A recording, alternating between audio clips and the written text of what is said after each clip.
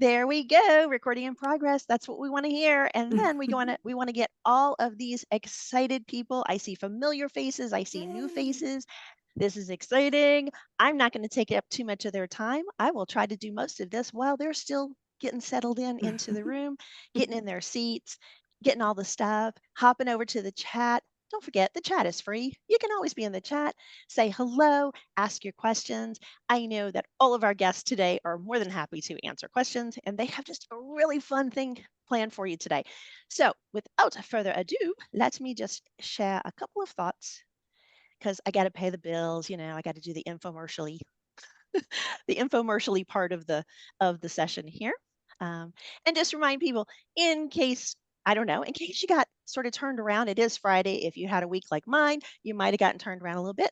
You did end up in the USDLA Free Friday webinar, and even if that was not where you intended to be, you should stay because this is the best place to be right now. Couple of quick notes. Obviously, you came here today to see Allison and all of her amazing friends that she brought with her, and I'm going to turn it over to her in just a moment. But I want to remind you that the recording of this and other amazing sessions that we have had already, including some, I think Allison's in there previously too. Um, you can go over to USDLA.tv. That's our YouTube channel. Please subscribe, hit the bell, do the likes, do the hearts, all the things. And that way you won't miss out on anything. And you can go check out some of the other sessions that we have had in the past, and you'll be ready to see all the replays when they come in the future. Um, Now, unfortunately, there are some sessions that are for members only. USDLA is a member organization, and we hope that you would consider joining as a member. That is how we support doing events like this and making them free to as many people as possible. We have lots of free events. We did just finish our national conference. Which unfortunately is not free yet. I don't know. Maybe someday it will be, but that would be really cool. But if you join as a member, you get access to all of the recordings, all the old stuff, all the new stuff, all the everything stuff. And just want to mention those replays are going to go live, I believe, on Monday. I think that's getting sent out in the next few days.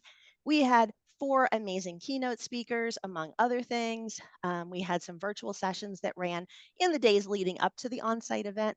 There's also additional resources in there. We got slide decks and handouts from some of the participants that presented on site that weren't perhaps recorded. So there's going to be lots of stuff in there. And you've got lots more people trying to get in the doorway. So let's let those lovelies in.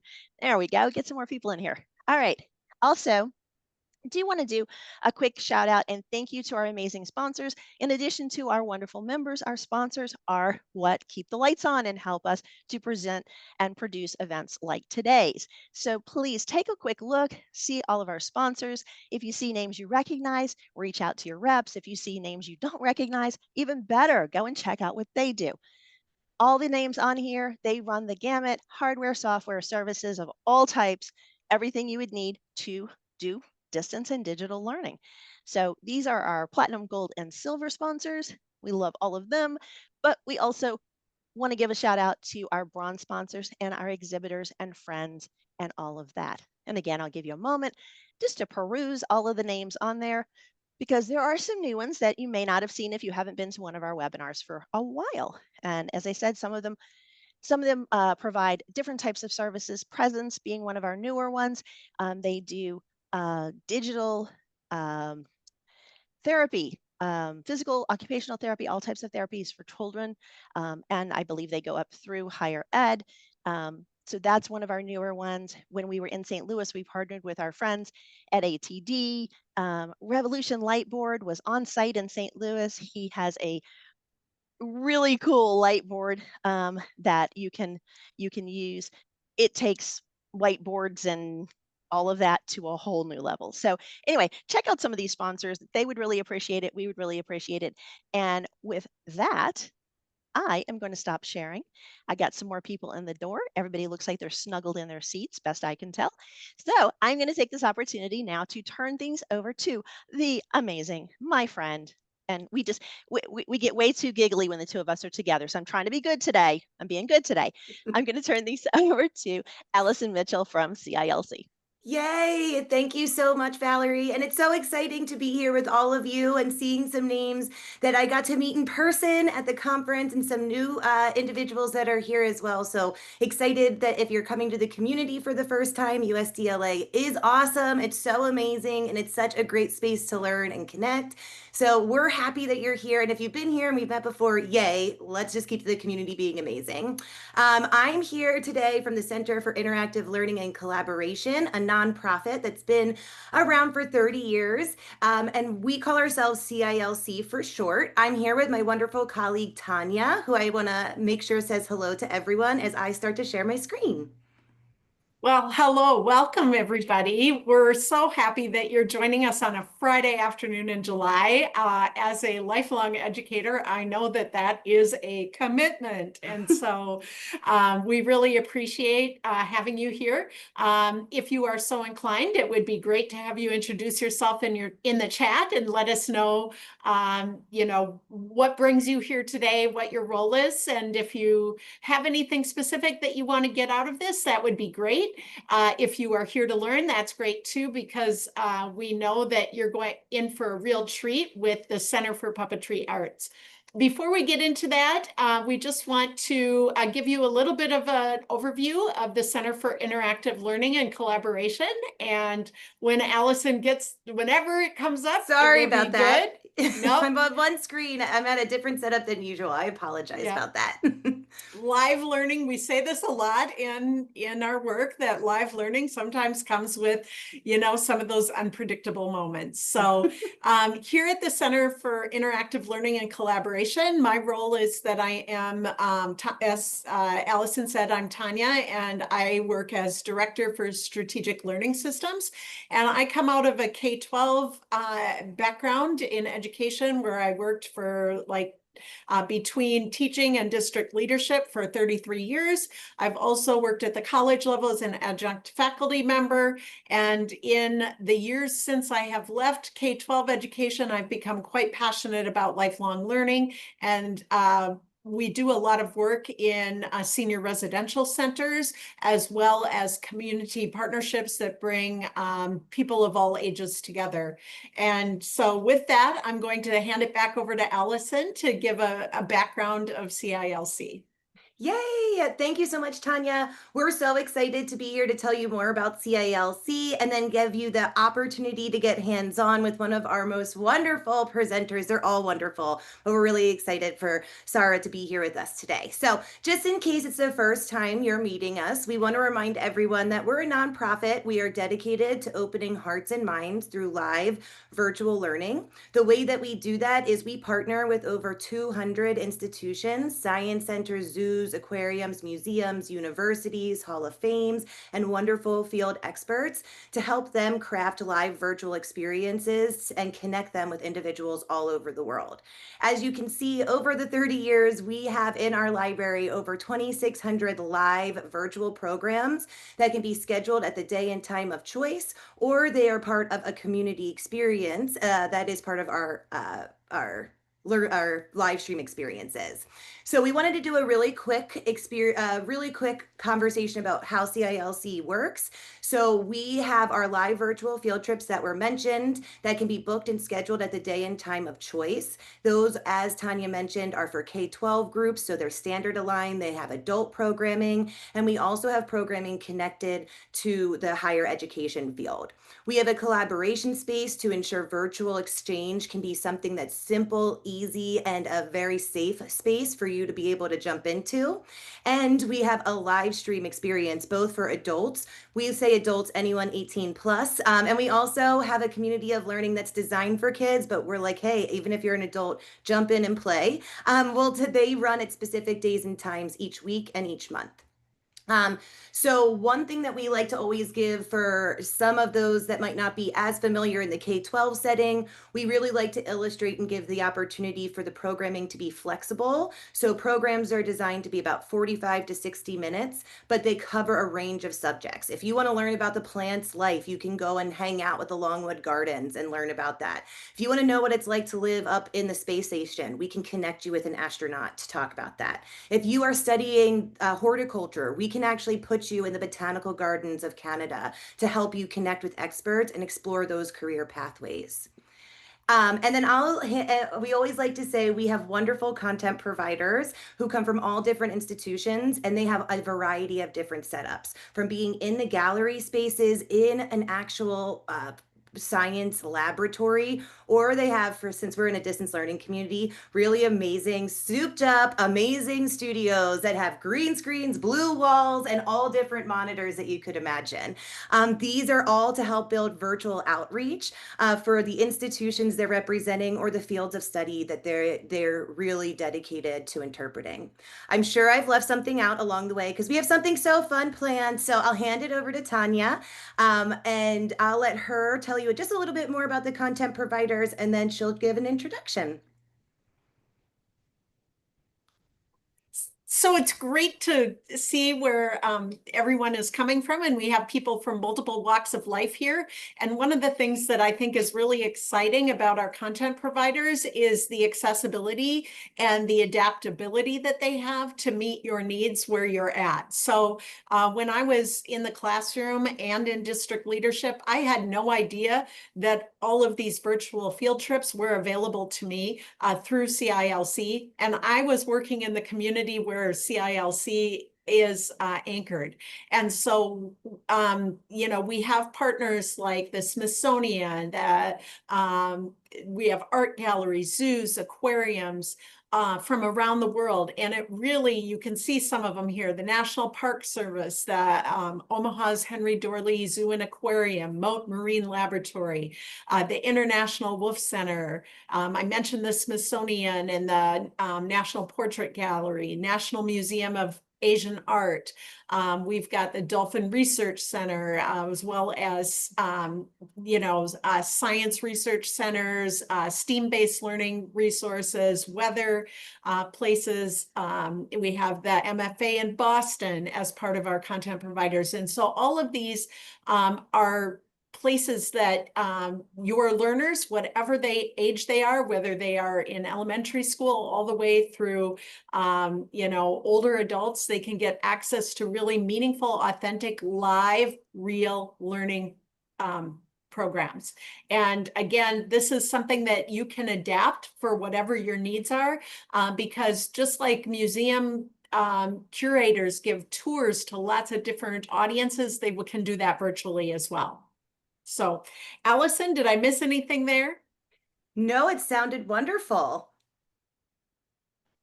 All right.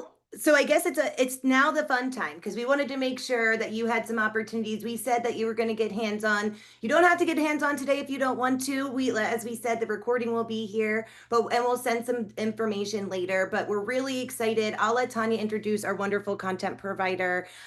So we just hope that you have fun. Please, this is interactive. And you have your cameras and mics on, so feel free to interact in the chat. And also, if anything, you know, you want to turn your mic on, we'll make sure we have a wonderful person here that's able to handle that. Yes, I'm really pleased to share that the Center for Puppetry Arts is one of those places that I wish I knew about when I was in education, working in K-12 education.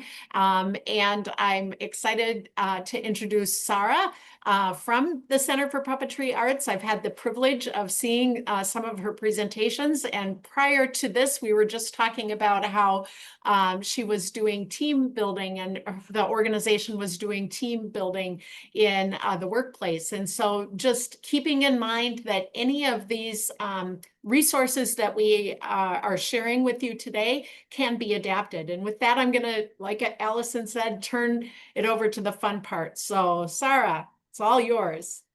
Thank you so much. You're a tough act to follow. Hello, everybody. My name is Sarah Bermenko, and I am the director of the Education Department at the Center for Puppetry Arts.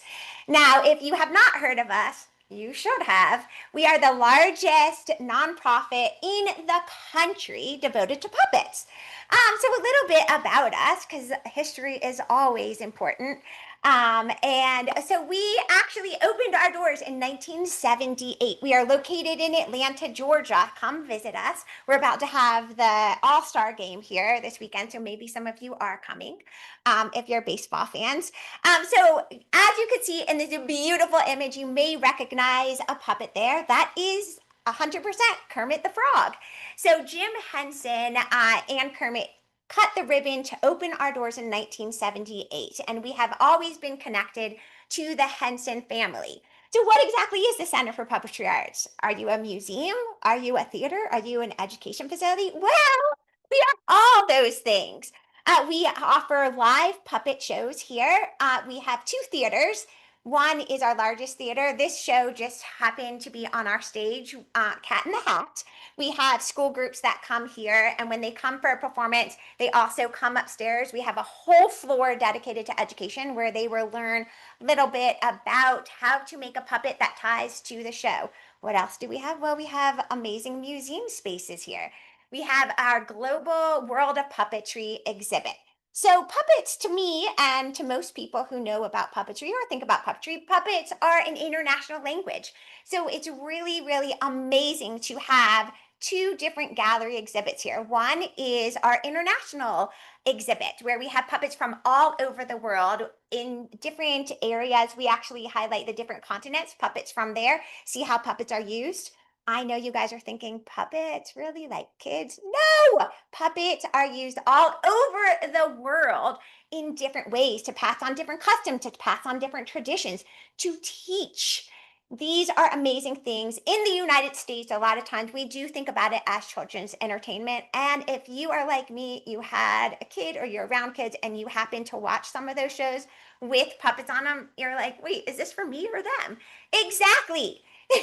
There's so much you can learn from puppets and other cultures, and that's something very, very important to us to stress in our programming, to take a look at how other cultures, they do things a little differently, but there's similarities too. So we have our global exhibit gallery, but for those of you who, when I said Kermit, you got excited, we also have the largest collection of Jim Henson puppets, prop sets. So as I mentioned, Jim has been connected to the center. When he unfortunately passed away, his children took over the company, and his daughter, Cheryl, one of his daughters, is still on our board today. So they were looking for a place for their puppets, so we have them. So you definitely have to come down to Atlanta to see these things. We also have our in-person workshops, but we are not here to talk about all of these things, even though I thought it was very important for you to know about these things. We are here to talk about how you can access it without traveling to the Center for Puppetry Arts because it's very hot in Atlanta. So we are here to talk about our virtual field trips. Now, virtual, as you all know, we're all in the virtual world, is very important. A lot of us, as I'm going to use Allison's term, during the digital pivot, a lot of people jumped into virtual. We have been doing virtual since 1998. That is how long that the center has been involved with virtual. So I didn't create them, so I'm going to toot the center's horn. We're pretty good at what we do. We have had a lot of time to perfect it. And what we did with our programs, which I'm going to talk a little bit more about the programs in just a minute. What we did is we worked directly with the teachers. Our programs generally are pre-K through 12th grade, but we do lots of programs for adults and senior facilities, libraries, all of those different types of things. But we did work directly with teachers to discuss some of the things that were involved, what they needed support in, how we can help, how we can tie puppetry into those things. So it's really awesome. And I am going to give a huge shout out to CILC. I don't know where we would be without you. Amazing organization. So wonderful. All the things, even watching CILC grow over these years has been incredible. The mission is dead on, really, really important. And it's so important, as Tanya said, I didn't know about these things when I was a teacher. And when I started working here at the center, I'm like, wait, what is this whole world? Oh my God, this is amazing. How did I not know that I could connect to the Smithsonian from Atlanta without even having to rent a bus. I mean, that is awesome. It's that direct connection. So virtual field trips, right? We know they're important. One thing that's super important, as we said, live and interactive.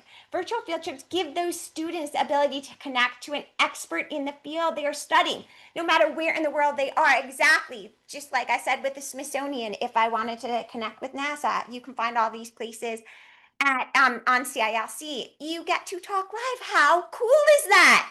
I mean, as a kid, if I got a chance to do that, who knows where I would be? I mean, this is a pretty awesome job, but maybe I would be an astronaut. I don't know. So it's really, really important. There's so many other things involved in virtual field trips, right? So we have real world connections that we're making. It helps with social and emotional skills. It really does. You get excited. And when it comes to adding the arts into it, there's a whole other level there that is added. So let's take a look. We have been, just a little bit about us, we've been to 50 states, 94 countries. Again, thank you, Digital Pivot. It spread our connection, which is awesome. Sometimes our programs are used, sometimes we connect to China where they have an 8th grade class that's learning English. It's also a chance for them to learn a different language and practice that interacting with us, that live component, that's really important. So I mentioned a little bit, but some of the benefits of those field trip, virtual field trips, or field trips in general, but virtual is what we're talking about today, is the academic growth. It really helps support that, deepen engagement. We are connecting live. They get a chance to ask questions and get answers and talk to you. And really that engagement is really, really important. Again, real world experiences enhance critical thinking, which I think is something that we've seen a little lacking sometimes. We're trying to get back to that, right? It's so important, and these field trips really, really do that. And sometimes they don't even realize that they're learning these things. That's the beauty of them, because they're so fun and interactive. So some of our programs, where we're going to dive into a little bit of one of our programs, you can see this is an image of some students in Indiana that we connected to. We're on the screen making puppets with them.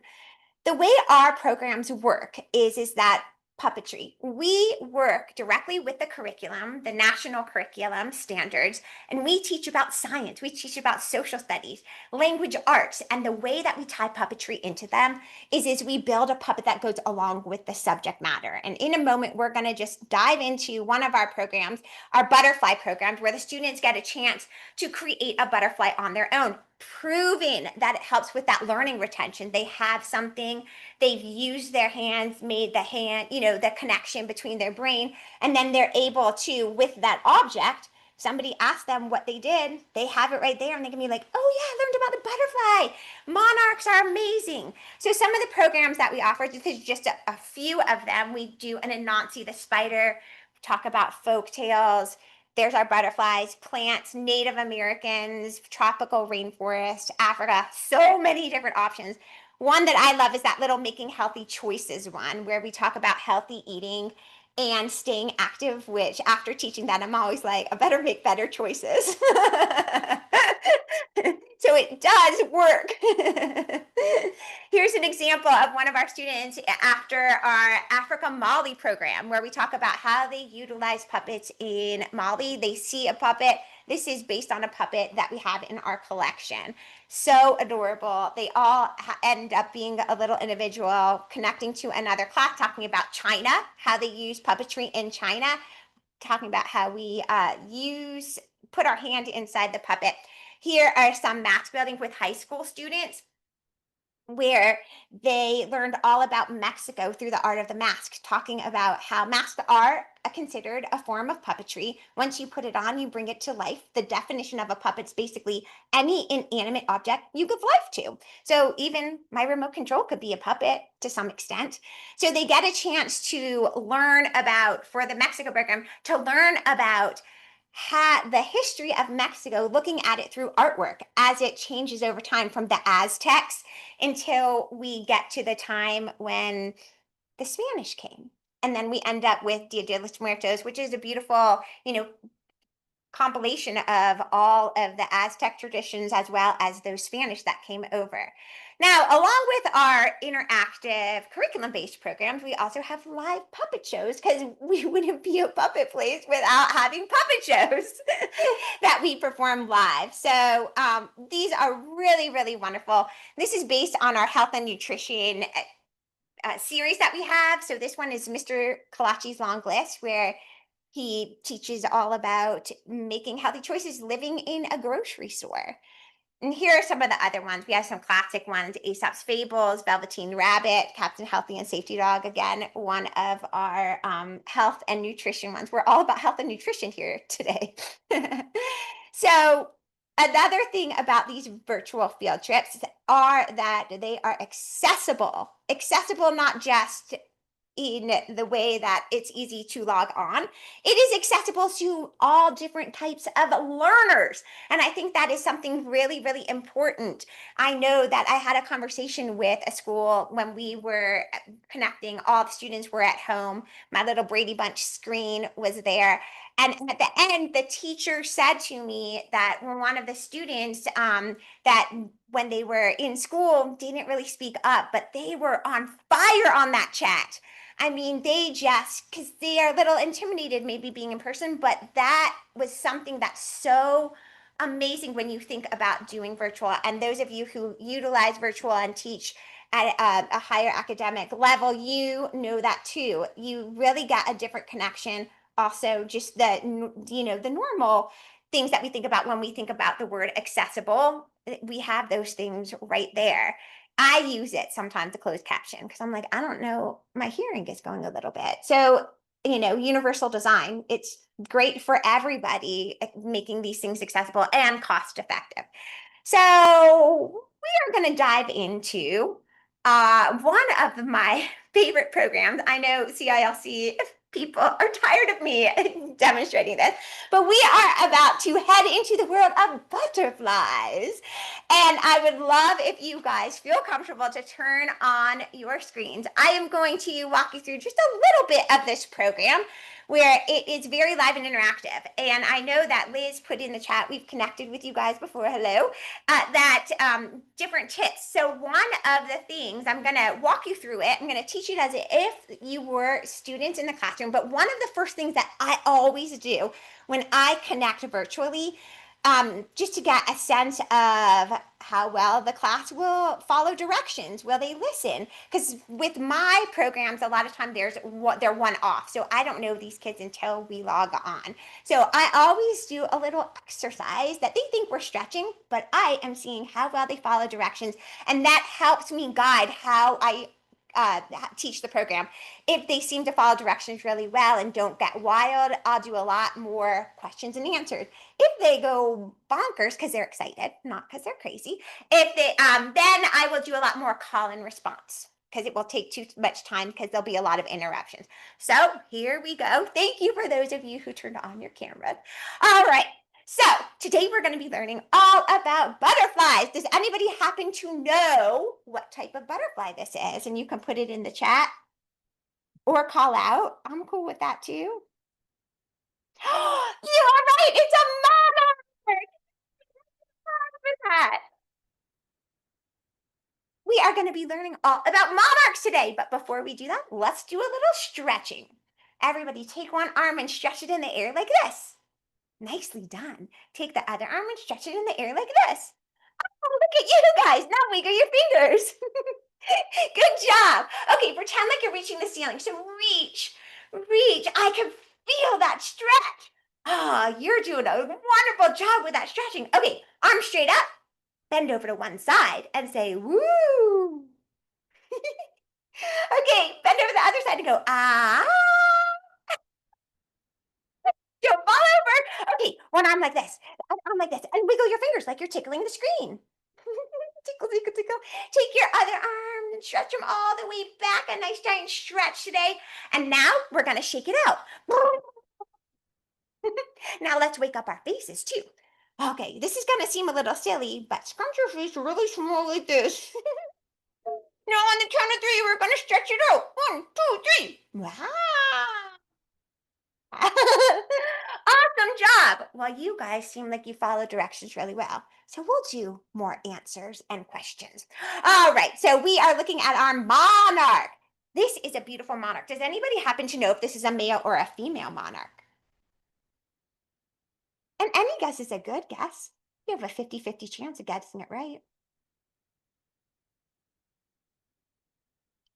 It is actually female, female, lots of female, one male. Well, it is actually a male monarch. Now, I could just be making that up, but I'm not. I know why it's a male monarch. Now, it is a male monarch because if you look at the underwings, they have those two dots, one on each side. Only males have that dot on them. So next time you're outside and you see a beautiful butterfly, if you can get close enough, take a look and see if it's a male or a female. Now, when we talk about butterflies, I always like to discuss what butterflies are. Like, are butterflies a type of an arachnid? Are they arachnid? Is that how you would categorize them? No. Are they reptiles? No. What are butterflies?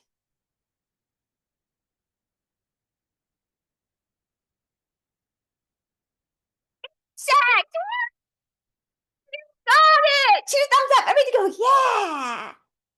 They are insects, but how do we know they're insects? Just because somebody told us?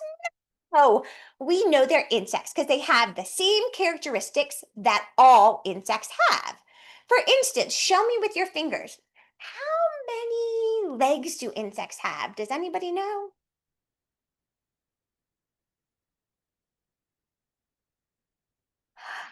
Six legs. Everybody show me a high 6. Awesome. They have a certain number of body parts too. Does anybody know? Show me with your fingers. 3. Hi, 3. You're right. They have 3 body parts. Here's our monarch again. Now, they have 3 body parts. Does anybody happen to know the names of the 3 body parts that all insects have?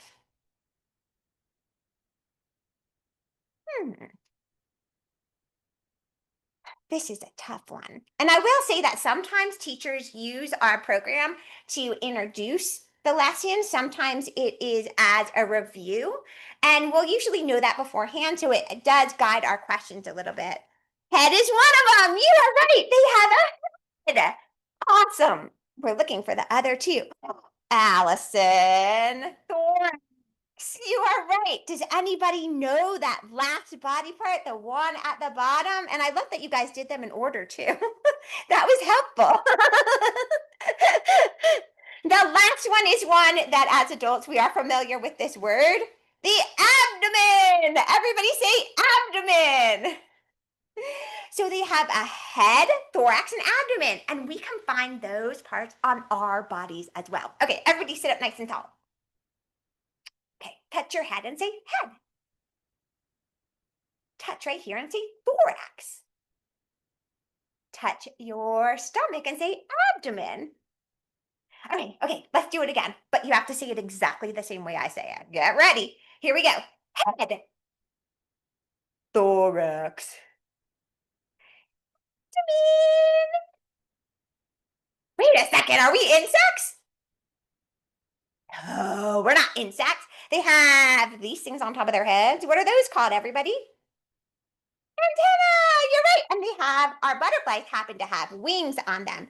You guys did such a great job with that. Give yourself a pat on the back. Say, great job, me. Awesome. Well, we're going to take a little break. Now that we just identified that butterflies are insects, we're going to take a little break and start a puppet build. Now, this is what we do with this program is we break up the program with giving information and then doing a puppet build. Now, how do they get their puppet supplies? Well, with each one of our programs, we have a teacher study guide. And in here, they have a list of materials and templates.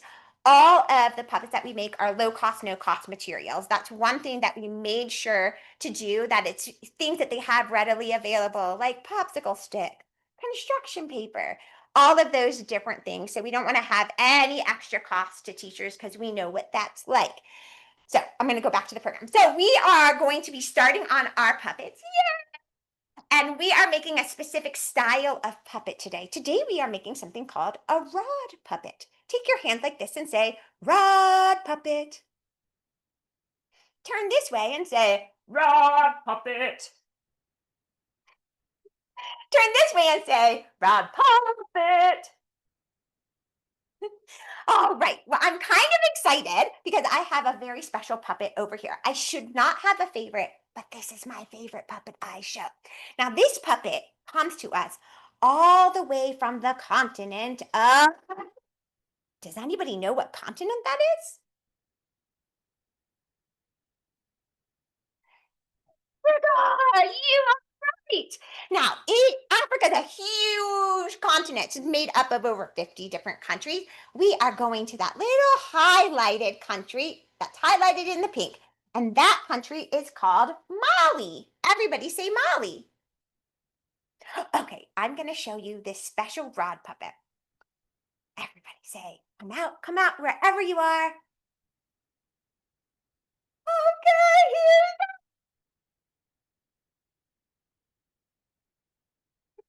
Everybody say, ooh, ah.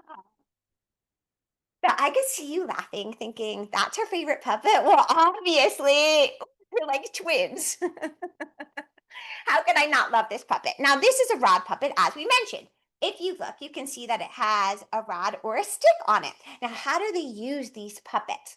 Well, what they do is they travel outside in a moving stage. These celebrations that they have different festivals called Sikis, and they have them twice a year. The Bozo and the Bamana in Africa, in Mali, that live near the Niger River, have these celebrations during planting and harvesting season, and everybody in the community is involved. It's very important for everybody to have a place and come out and celebrate together. So what they do is they travel in these moving stages, and there's puppeteers inside there, and you can see everybody's outside. They all happen outside, and inside that stage you can see the puppets popping up. So what they do is they take their puppets, and you guys can follow along too, and they lift their arms above their head like this. You can go ahead and do that, and they'll perform for everybody to see. Then they stop their performance in that section. They walk along with the puppets above their heads, and then they perform for the next section of people. Now, my arms are getting tired. Are yours? Yes, you could put your arms down. Our arms were in the air for about 10 seconds. They can perform with these puppets for about 2 to 3 hours at a time. You can imagine that not only is this a special skill that they have to perform, but it's a chance for them to show their strength. The puppets can weigh up to 25 pounds. And what do you even think the puppet's made out of?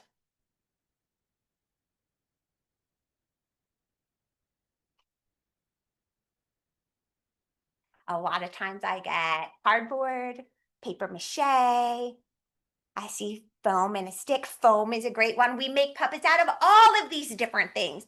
This one happens to be carved out of wood. And when it comes to Leo, the lion, mane, it's made from raffia. And then they sew together his outfit, basically his body. But when it comes to some of the human characters, their outfits. Well, I'm going to put Leo down for right now. Can everybody say goodbye to Leo? And we're going to get started on making our puppets. Now, I know you guys don't have your puppets with you, but we definitely should all just warm up our hands for this. So rub your hands together like this. Okay, shake them out a little bit. Shake them above your head. Shake them down low. Shake them up high. Shake them down low. Up high, down low, up high, down low. Nicely done, everybody. Very, very impressive. Now, at this point, we will start on our puppet build, and we'll tell the students to take out, ooh, look at the lighting on here is not the best today. We will take out our supplies. They'll have it on their side. We have it on ours. We'll add our rod. And then we will also go ahead, I'm not going to do it right now, but we will also add the body parts, and we will reiterate what they are. The head, the thorax, and the abdomen, and then we'll put them on the puppet. So at the end of the program, they should end up with a complete puppet. And now I'm looking to see if I have a complete puppet to show you guys. We'll end up with a complete puppet. We talk about eye spots. We talk about the life cycle. Oh, this is a great example. We talk about camouflage. Just happened. And then hopefully, as I said, it helps with that learning retention where they really remember this is an insect, we have the body parts, all of these different things, and they have something to take home. And also they learned about puppets and how they move around. Now, I did focus this program on elementary school, but puppets can be used in so many different ways. And as Tanya mentioned before we came on, we were talking about how we have a team building workshop that we do with based on a style of puppetry called bunraku, which it is. 1 second, I'm going to grab one of the puppets really quickly just to show you. But I think you can still hear me. This form of puppetry comes to us from Japan. And here is a bunraku style puppet. Now, this is for education purposes because they're actually considered national treasures. So the puppets themselves don't leave Osaka, which is in Japan, but we were gifted a couple that we have in our museum space. But this is a team building workshop that we'll do where the students will make a puppet and then we will have them 3 puppeteers manipulate this one puppet, and they have to work together to make sure that the movement looks unified. So that has a lot to do with how you have to learn together and pick up different cues. So it's not just verbal, but you get to read the other person, and then they will move, they have time to move the puppet. In person, we do those workshops, and we have a ninja puppet warrior kind of activity set up where they have to run through that. But we have done a lot of these types of workshops with adults, with colleges, with high school students, working with them. They build newspaper puppets, which is a simple puppet made out of newspaper and tape. Really, puppets can be made out of so many different things. You don't have to have very expensive things. And they will then work together. We'll work through some scenes with them to move them. So there's so many different things that you can do that are interactive and that are not just for children, even though I just went off about how, no, it's more for children, more than just children. And then I just taught you about children.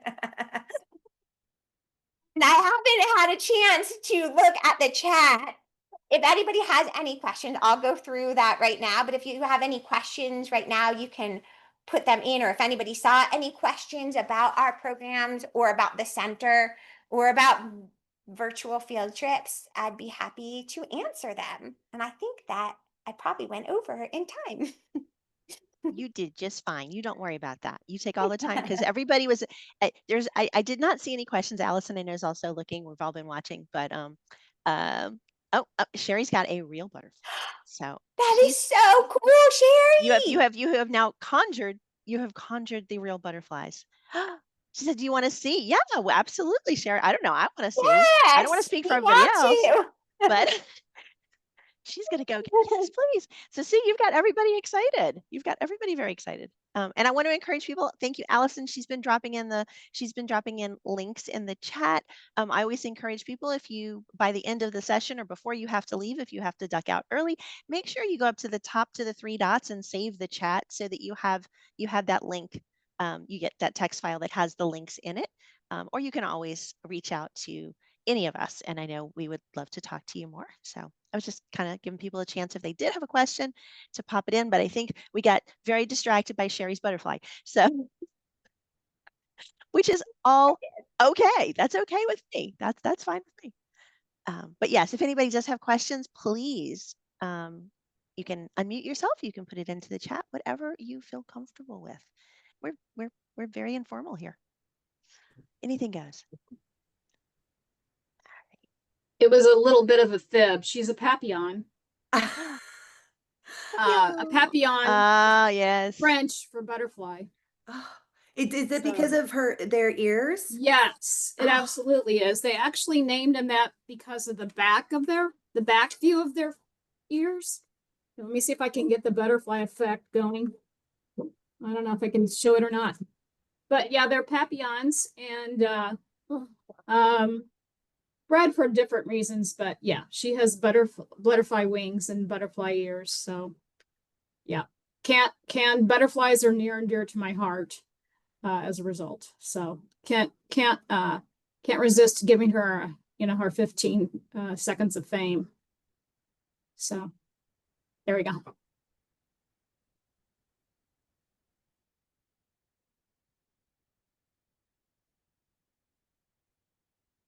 Love. This is Well, the thank you fun. so much for having me. It was awesome being here. And thank you again for USDLA and CILC, Of my favorite course. And place. don't run away just yet. There's more. There's more. There's more. Don't worry. There's more. I know Allison has some more goodies for us. Yes. So nobody leave. Nobody leave. Yes. I'm just But going to reshare if that's okay. Sarah, thank you so much. You are so wonderful. As I was saying before, Sarah is such a wonderful example of the content providers you can find at CILC. I believe that she is the creme de la creme of museum virtual education. Cannot say more. I love learning from her and always learn something new about butterflies, even if I've seen the program. So thank you so much, Sarah. It's always so wonderful for the live experience. And I hope that everyone will check out the programs that you will see on the page, the link that we just dropped into the chat. We understand that we have just about 15 minutes left. It's a July Friday. So Tanya and I just wanted to do a really quick kind of capture and thank you again to Sarah. We wanted to remind everybody that what we do to help, there's 2,600 programs, over 200 partners that we work with. So CILC not only has a database with a booking system that you are actually able to filter through all of these based on your personal account, but we have a number of program options that help you really create the best experience for you and your group. So we have a free accessible experience where you can have access to our booking system and our live learning experiences. And then we have and that's our mission work, which is so important to us. So that will always be available. And then we also have opportunities for you to curate an experience. So create a special series for your group, have an opportunity for your K through 12 group, maybe to have a regular set of live experiences. If you're in higher education, being able to curate an experience that matches the coursework for your students. And then if you're in lifelong learning, we have a special program that's dedicated to adult learners. Finally, we do have opportunities where community is really important to us. So having network access where you're able to invite a big district or a big school all to one learning adventure together. Our goal is really to not only give you that personal account and booking system to help filter out the noise, but we're also here as human-centered support. That's a really big part of CILC. So not only will you have us here, but we'll have a professional development that's involved and an toolkit implementation experience, which we'll give you a little teaser of. This is just an example of a kit that was put together. Often we find that 4, 6, 8 matches the K-12 experience. So this is one that was brought together where individuals were interested in global learning. There, I'm so excited you're here because you can see this. I know we talked a little bit about global experiences. Yes. Yeah. So this is an example of just some of the content providers and the different places you can go visit.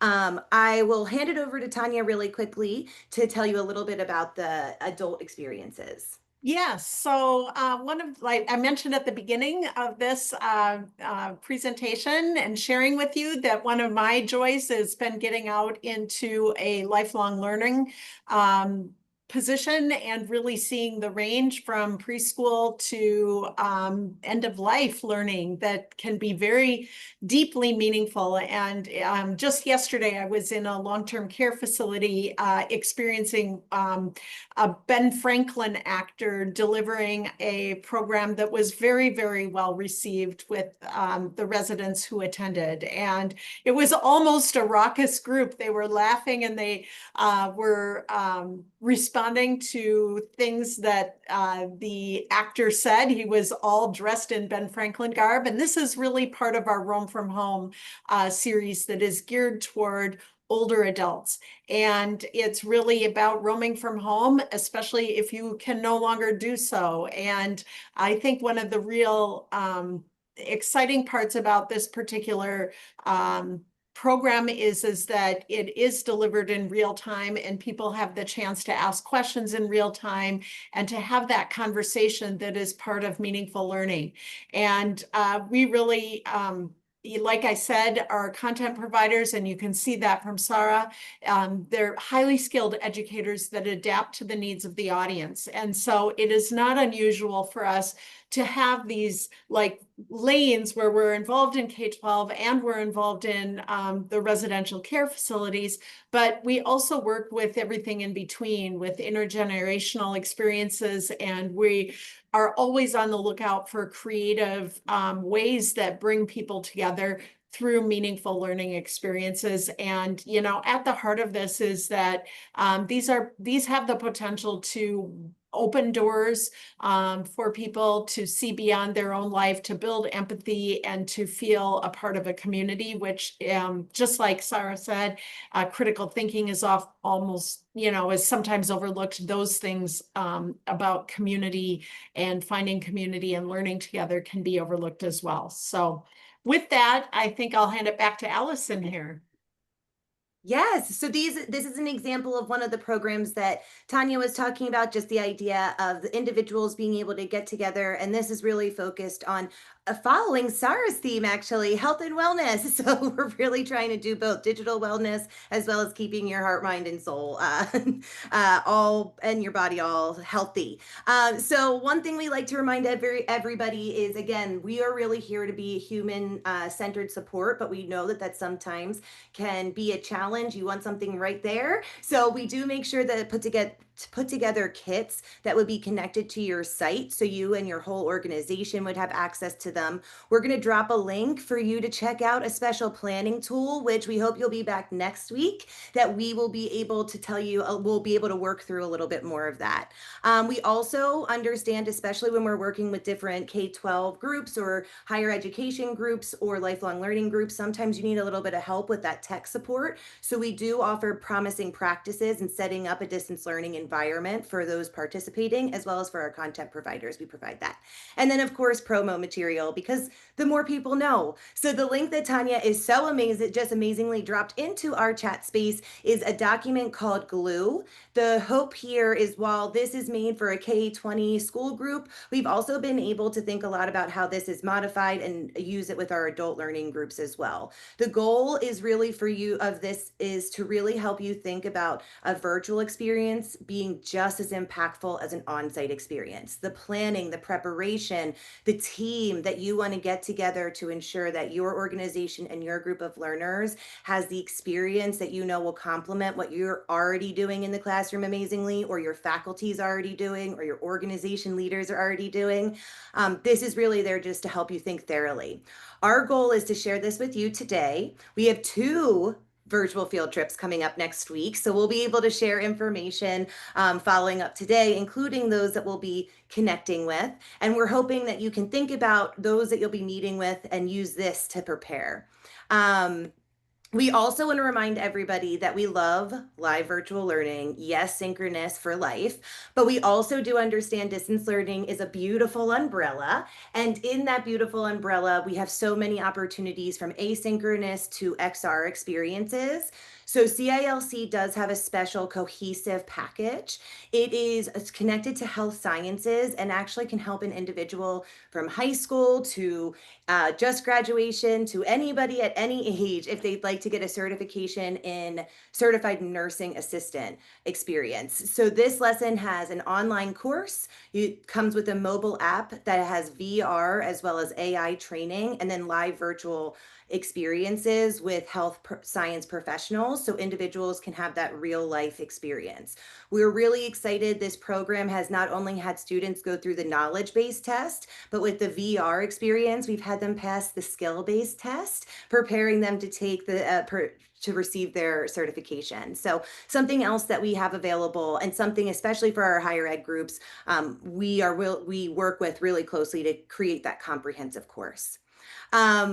Tanya, I think I probably missed something at the end because I want to give everybody some time back, but so please fill in where I may have missed. But Tanya and I did really want to have some time where you could talk to us a little bit, you can reflect a little bit, or we could chat about that planning tool, because the goal is really thinking about how might live virtual field trips fit into your network. Yes, and I did, as part of our mission work, we do have free series. We have our community of learning, and we have Happy Trails, our national parks do that regularly with us. I believe our next one is later this fall because they're very busy in the summer.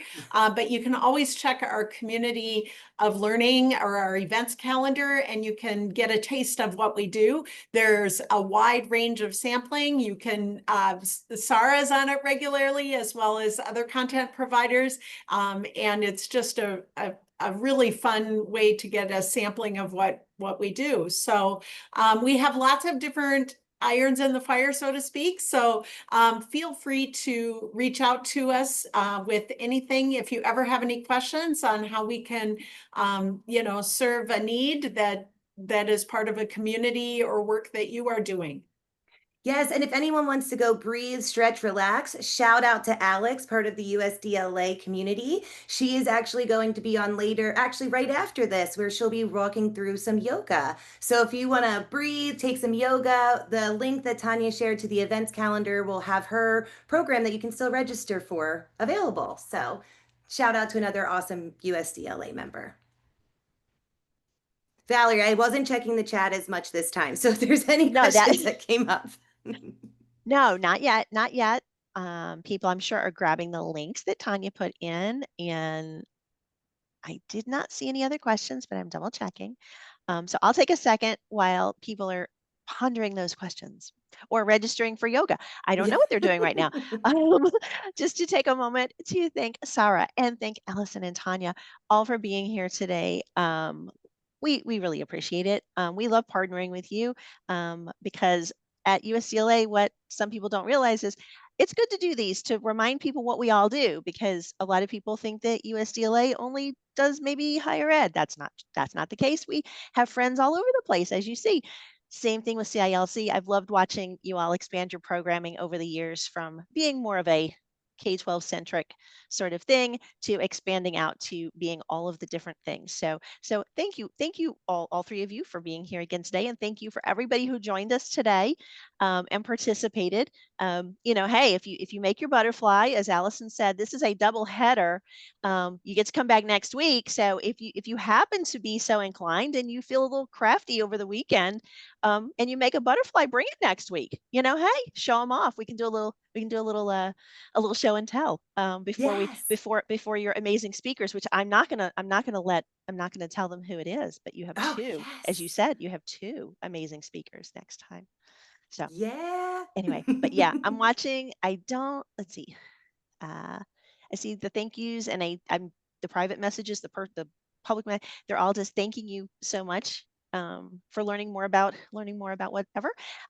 My personal request to people is we do have Allyson and Tanya and her other friends coming back next week, and stay tuned in the USDLA newsletter and our LinkedIn and social medias and all the places for upcoming sessions. But I do still have some openings in my fall calendar. So if you have topics you're interested in, that's how we book them. We don't just pull them out of a hat. Well, maybe sometimes, but no, we don't usually just pull them out of a hat. But if you have a particular topic that you're interested in, whatever your space is, because as you see, we like to have people talking to each other that maybe don't normally connect with one another. I think that's what's beautiful about the Fridays is they're a little more informal, and we get a wide range of people who join us. So if you have a topic, if you are a speaker, a speaker who you think would be here, would love to be here on a Friday, reach out to me and let me know, and we'll get that conversation started. Because like I said, I have a few openings still, and we can make that happen. So there you go.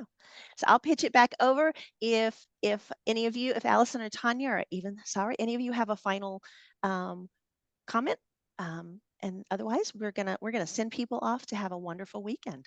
Yes, thank you so much. It's always so wonderful to be here. Please, Tanya, thank you for sharing our contact information. Reach out to us. We're here. We love customizing and developing with you. So please, we can't wait to connect next week. And I'll definitely be bringing a butterfly, and we'll share that template in our email follow-up. All right, Tanya. thank you. Yeah, thank you for joining us. And again, keep us in mind and our content providers in mind if there's a way we can help you in the work that you do. Again, the ability to customize and adapt is really something that all of us who work at and with CILC do. So thank you. Thank you. Thank you. And thank you also to Leo and our unnamed butterfly friend who camouflaged very nicely. We want to thank our puppet friends as well, and our little Papillon friend that we met. Yes. So thank you, Yes. everybody. Butterflies all around. Yes. All right. I hope everybody has a great weekend. I hope you come back next week. Same link. Just the link you used today, you can just use the same one. You don't have to re-register or anything like that. We make it easy around here. So come back next Friday, same bat time, same bat channel. Maybe there'll be some bats. I don't know. You never know. You never know around here. There could be. But it was really good to see everybody. I'm going to end the recording. If anybody has questions for us about USDLA or just wants to hang out for a few minutes, feel free to hang on for a minute, but I will end the recording. So thank you again for all being here today.